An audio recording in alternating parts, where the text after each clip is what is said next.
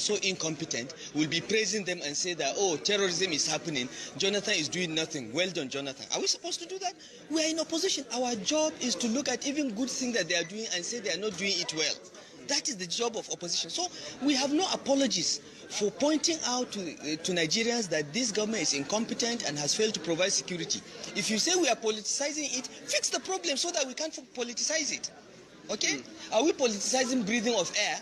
Every Nigerian can breathe air. We can't politicize it because there is no problem there. But if you fail to supply petroleum products and we say you are failing, you say we are politicizing it. Fix the problem so that we don't politicize it. If you say that there is terrorism, we are politicizing it, eliminate terrorism. 5 years ago, nobody is talking about terrorism in Nigeria. Under Jonathan, it has become an industry. And we should not take advantage of their failings so that we secure the votes of Nigerians in the next elections. There must be something wrong with them. We have made suggestions to the government on how to improve security. They have ignored it. They have set up 5 different committees that have given them recommendations how to address this problem of terrorism in the last 3 years. They have not implemented one. They are incompetent. But they try to blame other people. So at this stage that we are right now with terrorism in Nigeria, what do you think is the solution, especially on how to rescue the girls? Look, the government has the solution to this problem. Several committees have given them recommendations. They should just implement the recommendations in their drawer. Okay? As for rescuing the girls, we have seen examples of what countries do when this situation happens. You should have military action on the one hand and negotiation on the other hand. You should not foreclose anything because the lives of your citizens are at risk and you don't want to lose one life. You don't want to lose the life of one person. You don't want to lose the life of 250 girls. So whatever it takes to rescue those girls should be done. If one of these girls was Jonathan's daughter, the story will be different. The only reason why these girls are still in captivity is because they are not the daughter of any important man in Nigeria, and we know it. And if you say I'm politicizing terrorism, go and rescue the girls so that I don't have a basis to politicize it. So are you in support of negotiation? I am in support of every option. When you have lives of your citizens at risk, you should not take any option off the table. You should be flexible. You should listen. You should negotiate and look at the price you have to pay and get those girls out. You should not say you won't do this or you won't do that. So guys, you can see that we are in trouble in this country. You can imagine. You can imagine the way Elrufai was shaking his body, talking with all manner of responsibility. When you hear this kind of people, you say, oh my goodness, how I wish this man was the president. Oh, if he can contest, if he can do this. But by the time they get there, it's a different story altogether. The same way Buhari and Tinubu, all of them, were jumping from pillar to post. They were blaming. People were like, oh, yes, we have this kind of people. In fact, Nigeria is going to be more overdeveloped. You see? Now, this is the same manner that is not adamant that he's not going to negotiate. He's not going to do this. He's not going to do that. And a lot of people are saying, you need to know what you are talking about. You need to be mindful of your statement. And whatever you say, you must stand by that. It is easier said than done. You see now? See how many lives have been lost now. How many lives have been lost? Now he's holding ground that he's not going to do this. He's not going to do that. But see what he was talking there. He said they talk about they are politicizing this. If you know that he don't want people to politicize it, then fix the problem. Then fix the problem now. Do you know the difference between now and then? Is that time they could talk, they could say all manner of things. But now, if you say anything, they will lock you up. They will frame you up.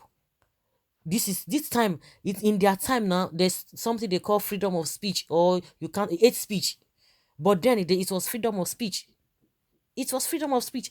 Some people are even making jokes out of the whole thing. Oh, that they should not mind Elrufai. He was young when he made that statement. When he made those statements, he was really, really young. That they should forgive him. You could even see him there. That of course, he was really young. That is how you see that. These people, all of them are the same. All of them are the same. All of them are the same. Even the ones shouting now, that are in the opposition. If they still come back again, they will begin to all the things that they are saying as if they are responsible. Oh, we have changed the same way Buhari told us that he has changed. They will tell you that oh yes, they know that PDP made a lot of mistakes. Of course, they have come to apologize to Nigerians that they know that they made mistakes. Some of their people did this and that and that. Let them come back again. Peradventure, if there's going to be election according to what people are saying, let them come back again. You see that they will turn tigers. They will turn whatever. It's just turn by turn. Let me go there and cut my own national cake. See where Elrufai was vibrating. It was vibrating. But see them now. See them now. Buhari own is even the worst because a lot of things that he did. For 12 years, this man was contesting. Good 12 years he was contesting. He couldn't win. People now said, oh, by the time, this man must have gotten a lot of experiences for that, straight 12 years on, he was contesting. He couldn't win. I don't know, as soon as the man came on, but even though he cried. He cried his eyes out. But see now, this is the same man that was crying all over the place, talking here and there, a lot of statements that this man made. But now he cannot come out and talk to anybody. So big. They have deceived Nigerians. And I don't know how long Nigerians will continue to be deceived by these heartless people. Because if they are not heartless, I see no reason why all of them put together, they cannot fix Nigeria. All of them put together, all of them are playing politics here and there, selfish interests. Of course, he was saying this now because so that they can come into power. Now you have gotten the power. What are you doing? What are you doing? The same story. The same story. Where do we go? The foundation of the country is already faulty. And they don't want to change. They want to amend their ways. The change they're talking about is not going to start from the individual. It's going to start from them. Because you cannot have a child. You can't give birth to a child and you expect the child to have his own character or a character. You, the parents, must form the character of that child. You must form the character of that child. A time will come that the child will not be, will take responsibility of his life or her life. But before the child will take that responsibility, it is what you have embedded in that child. That is what will carry the child, take the child forward in his life or in a, life endeavor. So what can we say they have done? It is the same story. Nigerians have been crying. A lot of people have died in poverty. People are still dying in poverty. People will continue to die in poverty. That's why they said the rich continue to get richer while the poor continue to get poorer. Now see a lot of, almost on a daily basis, that kidnapping is going on in the states. What has he done? So Adamas. And they are not even doing anything to make sure that this kind of a thing does not occur again.